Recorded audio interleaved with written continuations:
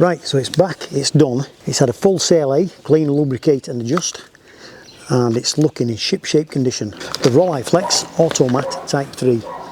Now the CLA cost me 537 New Zealand dollars, which added on to the purchase price of about 280 I think. It's getting up there, but I consider that a little bargain actually. You know, a RolleiFlex camera in beautiful condition for under 1,000 New Zealand dollars. I don't think that's bad. I'll put a link above to my first botched effort with this camera, and you'll see what a mess I made of it. But all's well with the world now, we should be good to go. I'll stick a roll of FP4 Plus into the camera, take it out for a spin, and just see if we can come up with 12 nice photographs out of this camera. Now the guy who did the CLA for me is called Mike Wake. He's got a company called Classic Cameras NZ. If you need a CLA on a camera, give him a shout. Like I say, he charged me $537, and that included a full service. He disassembled the camera and adjusted all the internals. He disassembled the lens, removed lens elements, cleaned mould and haze. He tested and adjusted the shutter speeds. He fitted a new mirror because the original mirror in this camera was absolutely shot to bits. So he fitted a new mirror and adjusted the focus. Amazingly, he found a grass seed in the camera which was affecting the infinity focus. And then finally he reassembled everything and tested it, and everything is working a treat now. So I'm buzzing. I cannot wait to get this thing out and get some photographs. Once I've done that, get back to base, I'll make up a fresh batch of Kodak D76 developer, because again, you know, watch the last video, you'll see what went wrong. What a muppet. Anyway, we'll get the film developed and see what we get. I'm confident, I'm really confident with this camera now. Cannot wait. So after 2 days out there shooting, well I say 2 days, you know, half an hour here, half an hour there, walking around town, popped off a few shots. Thanks to all of the amazing people who agreed to let me photograph them with this cracking camera. And to be honest with you, I think this camera made a hell of a difference, because people were more interested in the camera than the freak behind it taking photographs of them. So yeah, works a treat. It seemed to go mostly to plan. There was one little bit I seemed to wind on to the next frame, and it didn't take long. It was like a split second, half a turn, quarter of a turn to the next frame. So yeah, I'm not sure what's going to go on there. We'll get the film out of the camera, get it processed, get it scanned and get it up on the screen, and then hopefully we've got 12 photographs to talk about. And if we haven't, this will probably end up a very short video.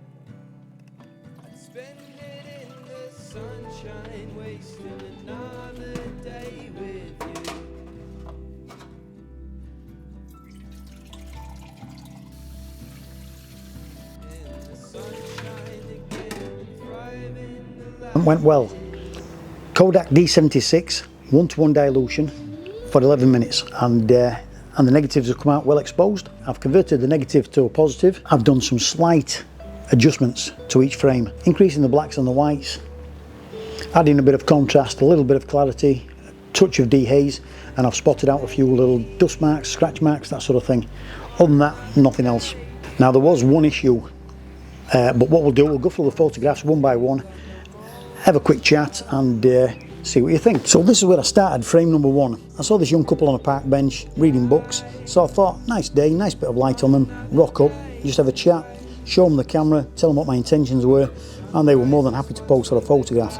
With it being the first photograph, it seemed to go too easy, so I thought, right, let's sort of get in a little bit closer, take a second frame, which is that one. Virtually the same image, just a little bit closer, but that has come out really sharp. I'm really chuffed with that. I mean, you can't argue with that for sharpness. Pleased with it. We've got some good detail in there. Lovely photograph. And then in the same park, a little bit further round, another young couple sat at a park bench having a bite to eat, so I thought I'll dive in there, do the same thing again.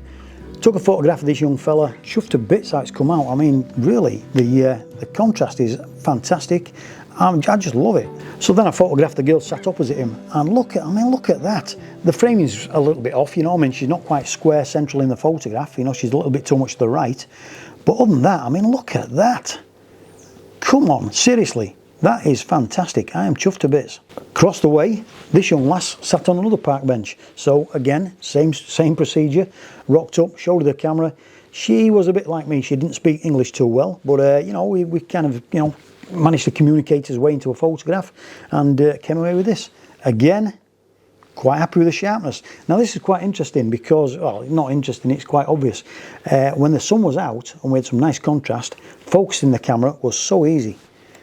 When it wasn't out, you'll see it was a little bit more difficult. Now here is where it went a little bit crazy. So the fellow at the top, the old fellow at the top, After I took a photograph of him, I wound on, but it was like half a turn, and that was it. It was on to the next frame. So I thought, oh, a bit weird, but carry on regardless, whatever. Rocked up to the next photograph. I took a shot of this guy at the bottom there, and it seemed to wind on okay. But strangely, I've got the full photograph of him there.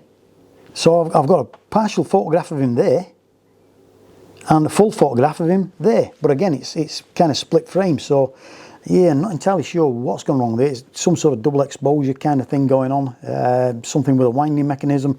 I don't know. It's one to check out for next time I go out shooting this camera. And then when I got home, I just got a quick photograph of my missus. And for some reason, again, look at it. Top half of the photograph is fine.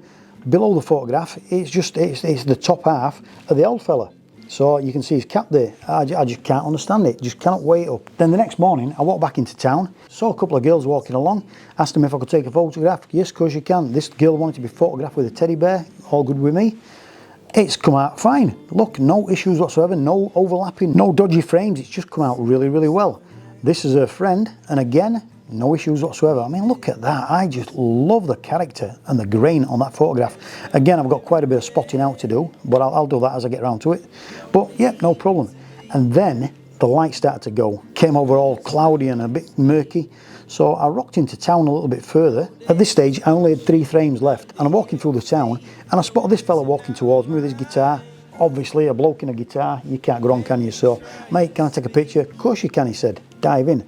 So I jumped in, got this photograph of him, which it took me a while to sort of really focus in on him. Now, if you look at his guitar, that is tack sharp. You look at his face, not so much. So, yeah. And that, I put that down to one simple fact. There wasn't any sunlight on him. So it was quite tricky to get an exact focus on him. But anyway, it's not a bad shot, but a little bit soft on the face. And then his mate, she jumped in. Mate, get a photograph of me as well. Of course I will, jump in. This one's come out really well focused on her face, a little bit off. He's still a little bit soft on the face, but his guitar is still spot on. But if you look, she's just a little bit closer, so she's more on a level playing field with his guitar. So I think that's why she looks a little bit more in focus. And then literally, I had 1 frame left. So I'm walking back to the van, and this young fella, he whizzed past me, nearly took me off my feet. He was on his skateboard, so I thought, mate, he looks pretty cool as that lad. So I chased him. He's on a skateboard, he's going across roads, flying between cars. I'm running with my camera, flying about all over the place. Anyway, finally caught up with him, shouted him back, introduced myself and said, mate, this is what I want to do. Can you sit down and pose for a shot? Hell yeah. And that's the shot I got. The light levels had really dropped. I think this was around about 60th of a second f4. But again, I'm chuffed to bits with it. It's just a little bit, I need to do a little bit more work on it. Darken these areas up a little bit. They're a bit mushy at the minute, a little bit muddy. That was the last photograph on this roll of film. So, all in all, I'm chuffed to bits with this camera. I've just got to check out the winding situation. Something went wrong. It might have been user error, most likely, but I don't know how. Other than that, chuffed to bits. I've got some very nice photographs out of that, and can't wait to put some more film into it. I think next time I'm definitely going to try a roll of colour in this camera. See how that comes out. I'll send it to a lab, get it done professionally, see what a difference colour makes. Hope you've enjoyed this little video, and until next time, take it easy.